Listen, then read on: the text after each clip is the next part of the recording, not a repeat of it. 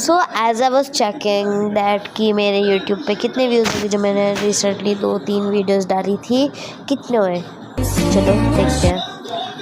ये और यहाँ व्हाट लिटरली बोल दो कि तुम मेरे को झूठ बोल रहे हो। मैंने ये जो एप्पल वाली वीडियो है उस पर इतना टाइम लगाया लेजिट, और स्टिल उसके ऊपर बस 21 व्यूज़ है ओनली।